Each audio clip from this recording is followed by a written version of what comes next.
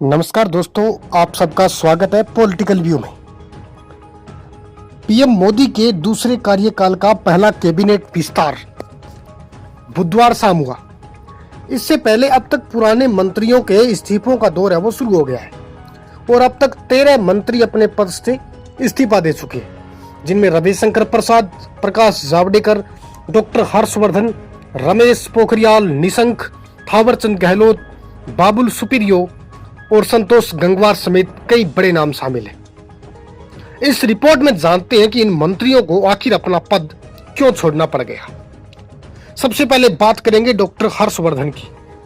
बता दें कि केंद्रीय स्वास्थ्य मंत्री डॉक्टर हर्षवर्धन ने अपने पद से इस्तीफा इसलिए दिया क्योंकि ये माना जा रहा है कि देश में कोरोना की दूसरी लहर के दौरान स्वास्थ्य सेवाएं चरमराने की वजह से उनका पद है वो छीन लिया गया। और गौरतलब है कि कोरोना की दूसरी लहर के दौरान मोदी सरकार सवालों के घेरे में आ गई, जिसका नुकसान डॉक्टर हर्षवर्धन को उठाना पड़ा, जिनके पास विज्ञान और तकनीकी मंत्रालय भी था। ऐसे में हर्षवर्धन के इस्तीफे से दो भारी भरकम मंत्रालय वो खाली हो गए हैं।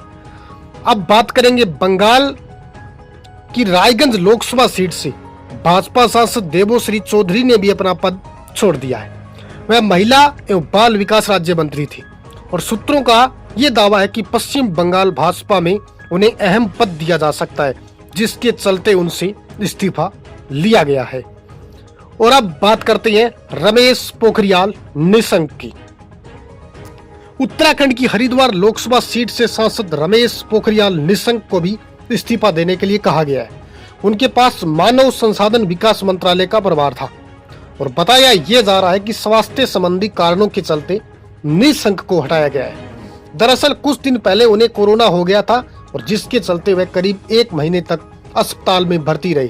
उस दौरान शिक्षा के क्षेत्र में हालात इतने ज्यादा बिगड़ गए कि सीबीएसई पर फैसला लेने के लिए पीएम मोदी को खुद आगे आना पड़ा।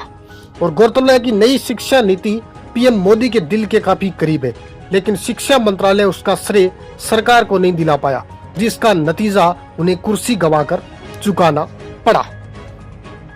बाबुल सुप्रियो। पश्चिम बंगाल की आसनसोल लोकसभा सीट से सांसद बाबुल सुप्रियो ने भी इस्तीफा दे दिया है। वह पर्यावरण मंत्रालय में राज्य मंत्री थे। दावा किया जा रहा है कि सुप्रियो पार्टी से नाराज चल रहे थे और इसके पीछे पश्चिम बंगाल विधानसभा को चुनाव था, उसको जिम्मेदार ठहराया जा रहा है, जिसमें बाबुल सुप्रियो मैदान में उतरे थे लेकिन 50,000 वोटों से हार गए। अब बात करते हैं सदानंद गौड़ा की। कर्नाटक की बेंगलुरु उत्तर लोकसभा सीट से भाजपा सांसद सदानंद गौड़ा ने भी इस्तीफा दे दिया है। वह रासायनिक एवं उर्वरक मंत्री थे और सूत्रों की माने तो सदानंद गौड़ा पर कोरोना काल में हुई दवाओं की कमी को लेकर गाज गिरी है, जिसके चलते मोदी सरकार की काफी फजियत हुई थी। संतोष गंगवार। उत्तर प्रदेश की बरेली लोकसभा सीट से सांसद संतोष गंगवार को भी पद से हटा दिया गया है। वह स्वतंत्र प्रभार से श्रम एवं रोजगार मंत्री थे। बता दें कि कोरोना काल में संतोष गंगवार की लिखी एक चिट्ठी काफी वायरल हुई थी, जिसमें उन्होंने उत्तर प्रदेश सरकार की आलोचना की थी और माना जा रहा है कि गंगवार को उसी चिट्ठी की सजा वो मिली है। अब बात करते हैं रतनलाल कटारिया। हरियाणा की अंबाला लोकसभा सीट से सांसद रतनलाल कटारिया को भी इस्तीफा देने का फरमान जारी कर दिया गया है। वह जल शक्ति मंत्रालय में राज्य मंत्री थे और बताया जा रहा है कि उनकी जगह सिरसा से सांसद सुनीता दुग्गल को मंत्री बनाया जा रहा है। और अब बात करेंगे प्रताप सारंगी की, जो कि लोकसभा चुनाव में काफी चर्चित भी रहे थे। ओडिशा की बालासोर लोकसभा सीट से सांसद प्रताप सारंगी को भी इस्तीफा देने के लिए कहा गया है। वह सूक्ष्म, लघु और मध्यम के साथ पशुपालन, डेयरी और मत्स्य पालन मंत्रालय की राज्य मंत्री थे। थावरचंद गहलोत। सूत्रों की माने तो मोदी सरकार की वर्तमान कैबिनेट में सबसे उम्रदराज केंद्रीय मंत्री थावरचंद गहलोत को अपनी बढ़ती हुई उम्र की वजह से पद छोड़ना पड़ा। हालांकि मोदी सरकार ने उन्हें कर्नाटक का राज्यपाल बनाकर सक्रिय राजनीति से सम्मानजनक विदाई दी।